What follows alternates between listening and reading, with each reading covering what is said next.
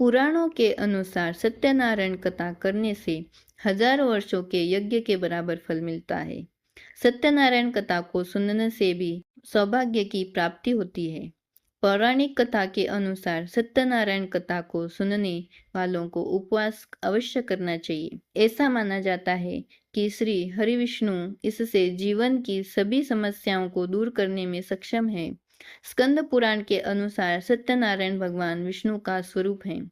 कहा जाता है कि ऐसी स्थिति में सत्यनारायण कथा सुनने और करने से भगवान विष्णु भक्त पर कृपा करते हैं।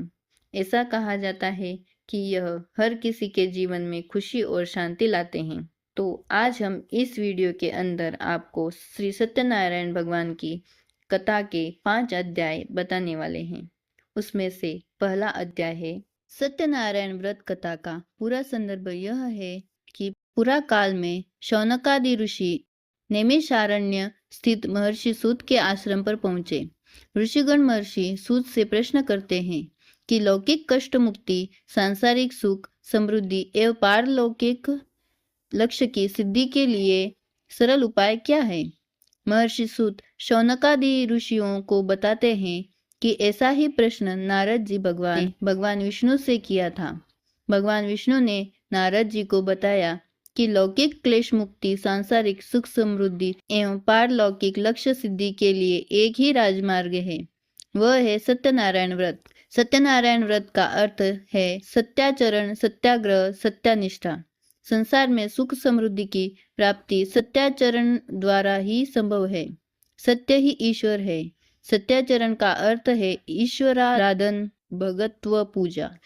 कथा का प्रारंभ सूत जी द्वारा कथा सुनाने से होता है। नारद जी भगवान श्री विष्णु के पास जाकर उनकी स्तुति करते हैं। स्तुति सुनने के अनंतर भगवान श्री विष्णु जी ने नारद जी से कहा, महाभाग, आप किस प्रयोजन से यहाँ आए हैं? आपके मन में क्या है? कहिए, वह सब कुछ मैं आपको बताऊंगा। नारद जी बोले, भगवान, मृत्युलोक में अपने पाप कर्मों के द्वारा विभिन्न योनियों में उत्पन्न सभी लोग बहुत प्रकार के क्लेशों से दुखी हो रहे हैं। हे नाथ, किस लघु उपाय से उनके कष्टों का निवारण हो सकेगा? यदि आपकी मेरे ऊपर कृपा हो तो वह सब मैं सुनना चाहता हूँ, उसे बताएं। श्री भगवान ने कहा, हे वत्स, संसार के ऊपर अनुग्रह करने की इच्छा से आपने बहुत ही अच्छी बात पूछी है। जिस व्रत के करने से प्राणी मोह से मुक्त हो जाता है, उसे आपको बताता हूँ, सुने। हे वत्स, स्वर्ग और मृत्युलोक में दुर्लभ भगवान सत्यनारायण का एक महान पुण्यप्रद व्रत है। आपके स्नेह के कारण इस समय मैं उसे कह रहा हूँ। अच्छी प्रकार विधि विधान से भगवान सत्यनारायण व्रत करके मनुष्य शीघ्र ही सुख प्राप्त कर परलोक में मोक्ष प्राप्त कर सकता है। भगवान की ऐसी वाणी सुनकर नारद मुनि ने कहा, प्रभु, इस व्रत को करने का फल क्या है? इसका विधान क्या है? इस व्रत को किसने किया और इसे कब करना चाहिए? यह सब विस्तार पूर्वक बताइए। श्री भगवान ने कहा, यह सत्यनारायण व्रत दुख शोक आदि का शमन करने वाला, धन धान्य की वृद्धि करने वाला, सौभाग्य और संतान देने वाला तथा सर्वत्र विजय प्रदान करने वाला है। जिस किसी भी दिन भक्ति और श्रद्धा से समन्वित होकर मनुष्य ब्राह्मणों और बंधु बांधवों के साथ धर्म में तत्पर होकर सायंकाल भगवान सत्यनारायण की पूजा करे, नैवेद्य के रूप में उत्तम कोटि के भोजनीय पदार्थ को सवाया मात्रा में भक्तिपूर्वक अर्पित करना चाहिए। केले के फल, घी, दूध, गेहूं का चूर्ण अथवा गेहूं के चूर्ण के अभाव में साठी चावल का चूर्ण, शक्कर या गुड़, यह सब भक्ष्य सामग्री सवाया मात्रा में एकत्र कर निवेदित करनी चाहिए। बंधु बांधवों के साथ श्री सत्यनारायण भगवान की कथा सुनकर दक्षिणा देनी चाहिए। तदंतर बंधु बांधवों के साथ भोजन करना चाहिए। भक्ति पूर्वक प्रसाद ग्रहण करके नृत्य गीत आदि का आयोजन करना चाहिए। तदंतर भगवान सत्यनारायण का स्मरण करते हुए अपने घर जाना चाहिए। ऐसा करने से मनुष्यों की अभिलाषा अवश्य पूर्ण होती है। विशेष रूप से कलयुग में पृथ्वीलोक में यह सबसे छोटा सा उपाय है। अध्याय 2। श्री सूत जी बोले, हे द्विजों, अब मैं पुनः पूर्व काल में जिसने इस सत्यनारायण व्रत को किया था उसे भली भांति विस्तार पूर्वक कहूँगा। रमणीय काशी नामक नगर में कोई अत्यंत निर्धन ब्राह्मण रहता था। भूख और प्यास से व्याकुल होकर वह प्रतिदिन पृथ्वी पर भटकता रहता था। भगवान ने उस दुखी ब्राह्मण को देखकर वृद्ध का रूप धारण करके उस द्विज से आदर पूर्वक पूछा, हे द्विज, प्रतिदिन अत्यंत दुखी होकर तुम किस लिए पृथ्वी पर भ्रमण करते रहते हो? हे द्विज श्रेष्ठ, यह सब बतलाओ, मैं सुनना चाहता हूँ। ब्राह्मण बोला, प्रभु, मैं अत्यंत दरिद्र हूँ और भिक्षा के लिए ही पृथ्वी पर घूमा करता हूँ। यदि मेरी इस दरिद्रता को दूर करने का आप कोई उपाय जानते हो तो कृपा पूर्वक बतलाइए। वृद्ध बोला, हे देव, सत्यनारायण भगवान विष्णु अभीष्ट फल को देने वाले हैं। हे विप्र, तुम उनका उत्तम व्रत करो, जिसे करने से मनुष्य सभी दुखों से मुक्त हो जाता है। व्रत के विधान को भी यत्न पूर्वक कहकर वृद्ध रूपधारी भगवान विष्णु वहीं पर अंतर्ध्यान हो गए। वृद्ध ने जैसा कहा है उस व्रत को अच्छी प्रकार से वैसे ही करूंगा, यह सोचते हुए उसको रात में नींद नहीं आई। अगले दिन प्रातः काल उठकर सत्यनारायण का व्रत करूंगा, ऐसा संकल्प करके वह भिक्षा के लिए चल पड़ा। उस दिन भिक्षा में बहुत सा धन प्राप्त हुआ। उसी धन से उसने बंधु बांधवों के साथ भगवान सत्यनारायण का व्रत किया। इस व्रत के प्रभाव से वह श्रेष्ठ सभी दुखों से मुक्त होकर समस्त संपत्तियों से संपन्न हो गया। उस दिन से लेकर प्रत्येक महीने उसने यह व्रत किया। इस प्रकार भगवान सत्यनारायण के इस व्रत को करके वह श्रेष्ठ सभी पापों से मुक्त हो गया और उसने दुर्लभ मोक्ष पद को प्राप्त किया। हे विप्र, पृथ्वी पर जब भी कोई मनुष्य श्री सत्यनारायण का व्रत करेगा उसी समय उसके समस्त दुख नष्ट हो जाएंगे। इस प्रकार भगवान नारायण ने महात्मा नारद जी से जो कुछ कहा मैंने वह सब आप लोगों से कह दिया। आगे अब और क्या कहूँ? हे मुनि, इस पृथ्वी पर उससे सुने हुए इस व्रत को किसने किया, हम वह सब सुनना चाहते हैं। उस व्रत पर हमारी श्रद्धा हो रही है। श्री सूत जी बोले, हे मुनियों, पृथ्वी पर जिसने यह व्रत किया उसे आप लोग सुने। एक बार वह द्विज श्रेष्ठ अपनी धन संपत्ति के अनुसार बंधु बांधवों तथा परिजनों के साथ व्रत करने के लिए एक लकड़हारा वहां आया और लकड़ी बाहर रखकर उस ब्राह्मण के घर गया। प्यास से व्याकुल वह उसको व्रत करता हुआ देख प्रणाम करके उससे बोला, प्रभु, आप यह क्या कर रहे हैं? इसे करने से किस फल की प्राप्ति होती है? विस्तार पूर्वक मुझे कहिए। विप्र ने कहा, यह सत्यनारायण का व्रत है जो सभी मनोरथों को प्रदान करने वाला है। उसी के प्रभाव से मुझे यह सब महान धन धान्य आदि प्राप्त हुआ है। जल पीकर तथा प्रसाद ग्रहण करके वह नगर चला गया। सत्यनारायण देव के लिए मन से एक ऐसा सोचने लगा कि आज लकड़ी बेचने से जो धन प्राप्त होगा उसी धन से भगवान सत्यनारायण का श्रेष्ठ व्रत करूंगा। इस प्रकार मन में चिंतन करता हुआ लकड़ी को मस्तक पर रखकर उस सुंदर नगर में गया जहाँ धन संपन्न लोग रहते थे। उस दिन उसने लकड़ी का दुगुना मूल्य प्राप्त किया। इसके बाद प्रसन्न हृदय होकर वह पके हुए केले का फल, शक्कर, घी, दूध और गेहूं का चूर्ण सवाया मात्रा में लेकर अपने घर आया। तत्पश्चात उसने अपने बांधवों को बुलाकर विधि विधान से भगवान श्री सत्यनारायण का व्रत किया। उस व्रत के प्रभाव से वह धन पुत्र से संपन्न हो गया और इस लोक में अनेक सुखों का उपभोग कर अंत में सत्यपुर अर्थात बैकुंठ लोक चला गया। तीसरा अध्याय। श्री सूत जी बोले, श्रेष्ठ मुनियों, अब मैं पुनः आगे की कथा कहूँगा, आप लोग सुने। प्राचीन काल में उल्कामुख नाम का एक राजा था। वह जितेंद्रिय, सत्यवादी तथा अत्यंत बुद्धिमान था। वह विद्वान राजा प्रतिदिन देवालय जाता और धन देकर ब्राह्मणों को संतुष्ट करता था। कमल के समान मुख वाली उसकी धर्मपत्नी शील, विनय और एवं सौंदर्य आदि गुणों से संपन्न तथा पतिपरायणा थी। राजा एक दिन अपनी धर्मपत्नी के साथ भद्रशिला नदी के तट पर श्री सत्यनारायण का व्रत कर रहा था। उसी समय व्यापार के अनेक प्रकार की पुष्कल धनराशि से संपन्न एक साधु नाम का बनिया वहां आया। भद्रशिला नदी के तट पर नाव को स्थापित कर वह राजा के समीप गया और राजा को उस व्रत में दीक्षित देखकर विनयपूर्वक पूछने लगा। साधु ने कहा, राजन, आप भक्ति युक्त चित्त से यह क्या कर रहे हैं? कृपया वह सब बतलाइए, इस समय मैं सुनना चाहता हूँ।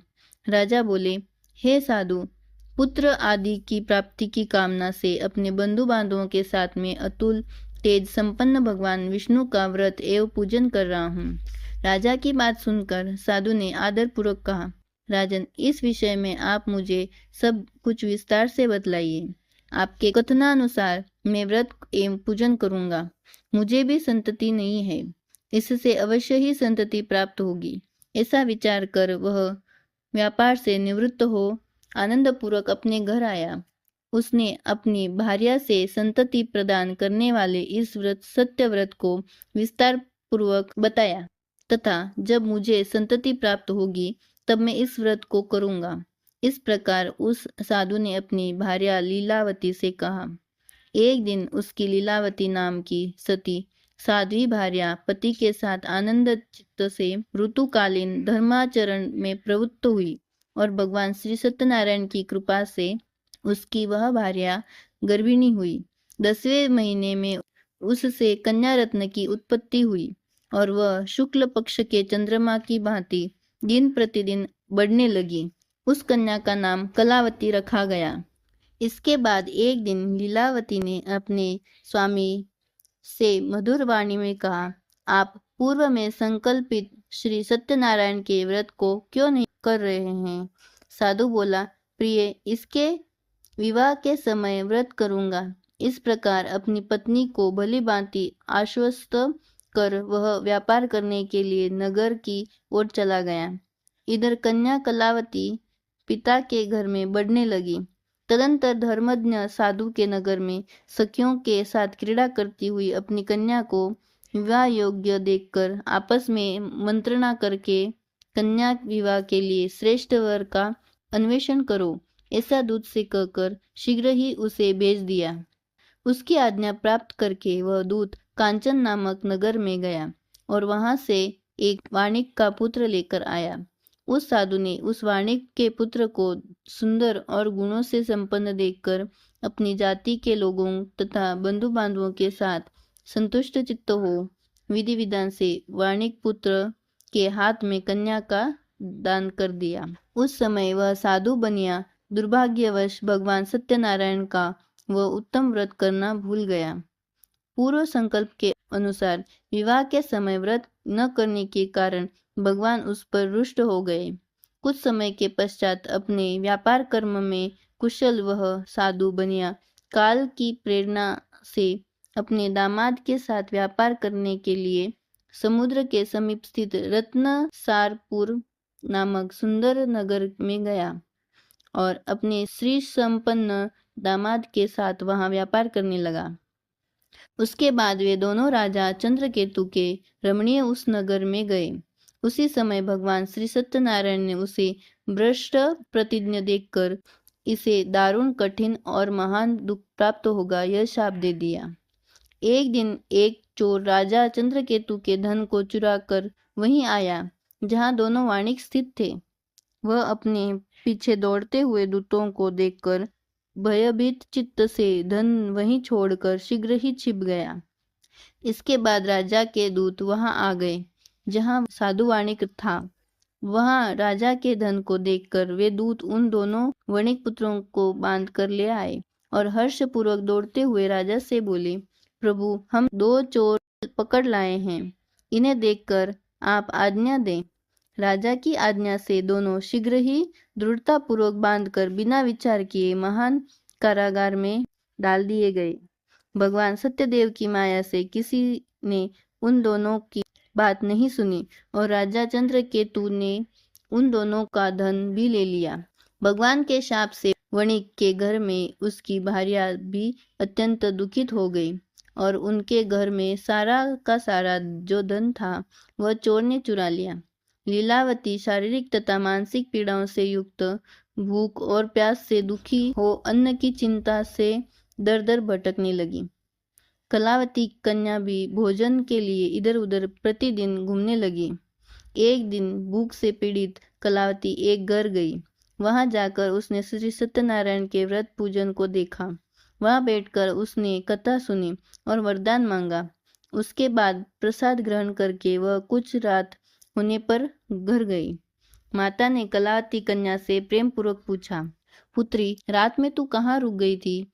तुम्हारे मन में क्या है? कलावती कन्या ने तुरंत माता से कहा, माँ, मैंने एक घर में मनोरथ प्रदान करने वाला व्रत देखा है।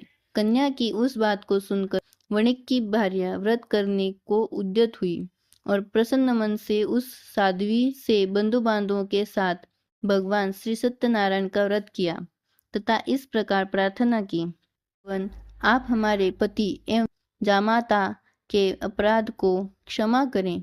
वे दोनों अपने घर शीघ्र आ जाएं। इस व्रत से भगवान श्री सत्यनारायण पुनः असंतुष्ट हो गए तथा उन्होंने नृपश्रेष्ठ चंद्रकेतु को स्वप्न दिखाया और स्वप्न में कहा, नृपश्रेष्ठ, प्रातःकाल दोनों वार्णिकों को छोड़ दो और वह सारा धन दे दो जो तुमने उनसे इस समय ले लिया है, अन्यथा राज्य, धन एवं पुत्र सहित तुम्हारा सर्वनाश कर दूंगा। राजा से स्वप्न में ऐसा कहकर भगवान सत्यनारायण अंतर्ध्यान हो गए। इसके बाद प्रातःकाल राजा ने अपने सभासदों के साथ सभा में बैठकर अपना स्वप्न लोगों को बताया और कहा, दोनों बंदी वणिक पुत्रों को शीघ्र ही मुक्त कर दो। राजा की ऐसी बात सुनकर वे राजपुरुष दोनों महाजनों को बंधन मुक्त करके राजा के सामने लाकर विनय पूर्वक बोले, महाराज, बेड़ी बंधन से मुक्त करके दोनों वणिक पुत्र लाए गए हैं। इसके बाद दोनों महाजन नृपश्रेष्ठ चंद्रकेतु को प्रणाम करके अपने पूर्व वृत्तांत का स्मरण करते हुए भयान्वित हो गए और कुछ बोल न सके। राजा ने वणिक पुत्रों को देखकर आदरपूर्वक कहा, आप लोगों को प्रारब्धवश यह महान दुख प्राप्त हुआ है। इस समय अब कोई भय नहीं है। ऐसा कहकर उनकी बेड़ी खुलवाकर क्षौर कर्म आदि कराया। राजा ने वस्त्र अलंकार देकर उन दोनों वणिक पुत्रों को संतुष्ट किया तथा सामने बुलाकर वाणी द्वारा अत्यधिक आनंदित किया। पहले जो धन लिया था उसे दूना करके दिया। उसके बाद राजा ने पुनः उनसे कहा, साधु, अब आप अपने घर को जाएं। राजा को प्रणाम करके आपकी कृपा से हम जा रहे हैं। ऐसा कहकर उन दोनों महावैश्यों ने अपने घर की ओर प्रस्थान किया। चौथा अध्याय। श्री सूत जी बोले, साधु बनिया मंगलाचरण कर और ब्राह्मणों को धन देकर अपने नगर के लिए चल पड़ा। साधु के कुछ दूर जाने पर भगवान सत्यनारायण की उसकी सत्यता की परीक्षा के विषय में जिज्ञासा हुई। साधु, तुम्हारी नाव में क्या भरा है? तब धन के मद में चूर दोनों महाजनों ने अवहेलना पूर्वक हंसते हुए कहा, दंडिन, क्यों पूछ रहे हो? क्या कुछ द्रव्य लेने की इच्छा है?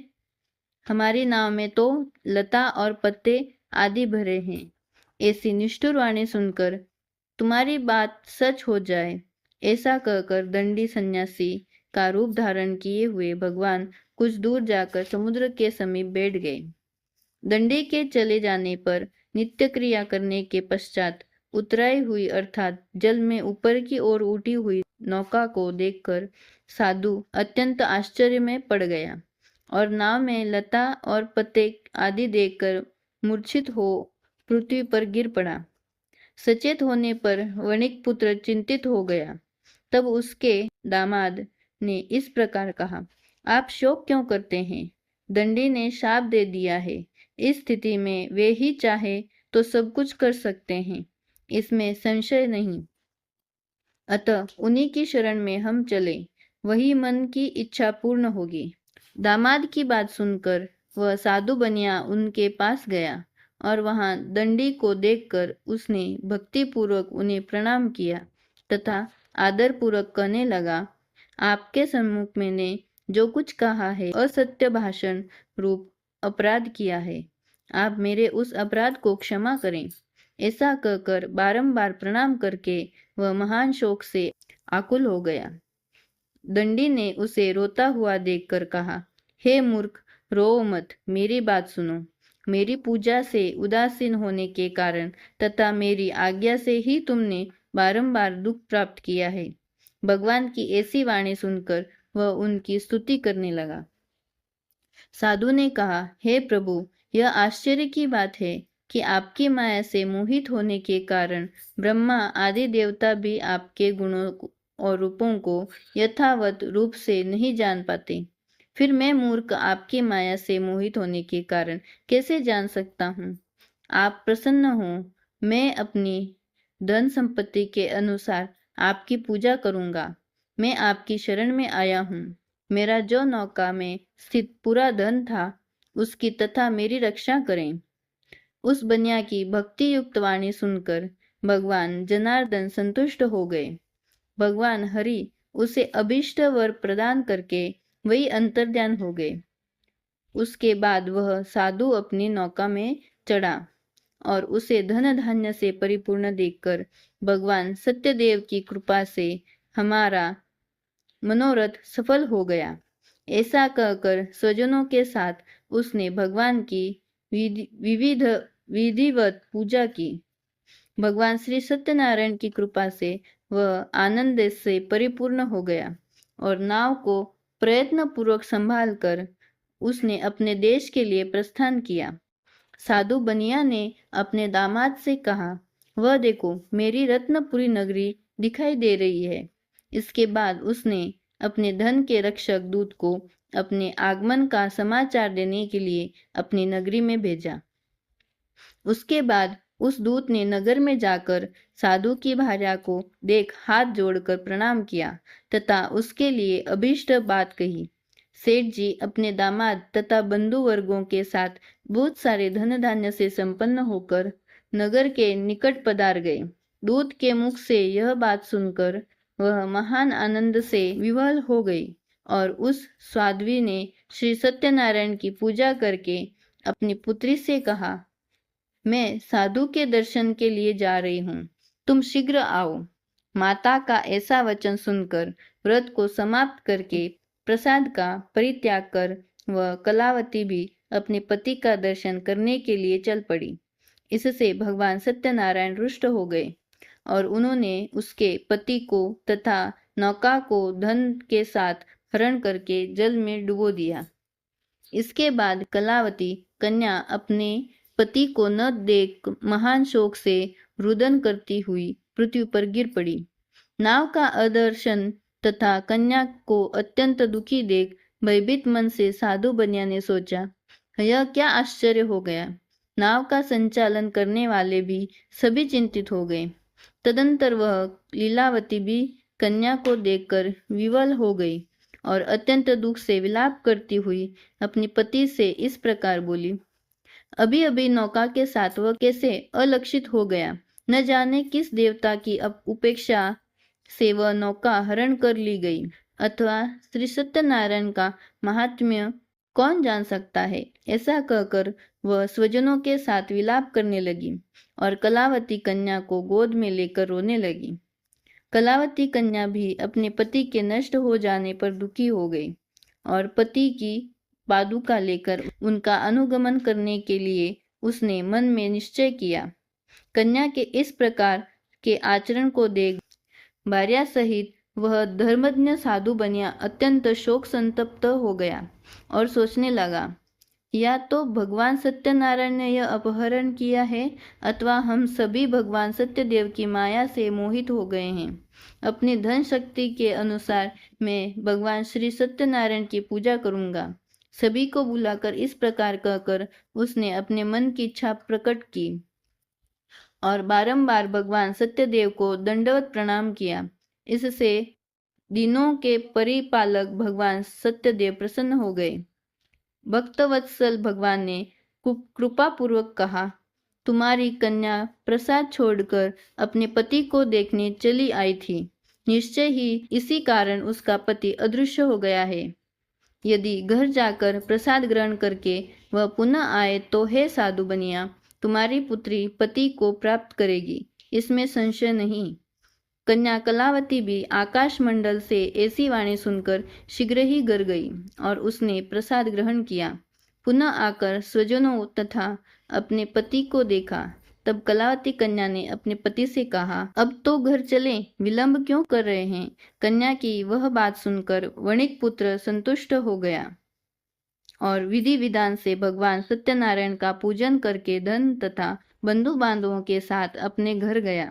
तदंतर पूर्णिमा तथा संक्रांति पर्वों पर भगवान सत्यनारायण का पूजन करते हुए इस लोक में सुख भोग कर अंत में वह सत्यपुर वैकुंठ लोक में चला गया। 5वां अध्याय। श्री सूत जी बोले, श्रेष्ठ मुनियों, अब इसके बाद मैं दूसरी कथा कहूंगा, आप लोग सुने। अपनी प्रजा का पालन करने में तत्पर तुंगध्वज नामक एक राजा था। उसने सत्यदेव के प्रसाद का परित्याग करके दुख प्राप्त किया। एक बार वह वन में जाकर और वहां बहुत से पशुओं को मारकर वट वृक्ष के नीचे आया। वहां उसने देखा गोपगण बंधु बांधवों के साथ संतुष्ट होकर भक्तिपूर्वक भगवान सत्यदेव की पूजा कर रहे हैं। राजा यह देखकर भी अहंकारवश न तो वहां गया और न ही उसने भगवान सत्यनारायण को प्रणाम ही किया। पूजन के बाद सभी गोपगण भगवान का प्रसाद राजा के समीप रखकर वहां से लौट आए और इच्छानुसार उन सभी ने भगवान का प्रसाद ग्रहण किया। इधर राजा को प्रसाद का परित्याग करने से बहुत दुख प्राप्त हुआ। उसका संपूर्ण धन धान्य एवं सभी 100 पुत्र नष्ट हो गए। राजा ने मन में यह निश्चय किया कि अवश्य ही भगवान सत्यनारायण ने हमारा नाश कर दिया है, इसलिए मुझे वहां जाना चाहिए जहां श्री सत्यनारायण का पूजन हो रहा था। ऐसा मन में निश्चय करके वह राजा गोपगणों के समीप गया और उसने गोपगणों के साथ भक्ति श्रद्धा से युक्त होकर विधि पूर्वक भगवान सत्यदेव की पूजा की। भगवान सत्यदेव की कृपा से वह पुनः धन और पुत्रों से संपन्न हो गया तथा इस लोक में सभी सुखों का उपभोग कर अंत में सत्यपुर वैकुंठ लोक को प्राप्त हुआ।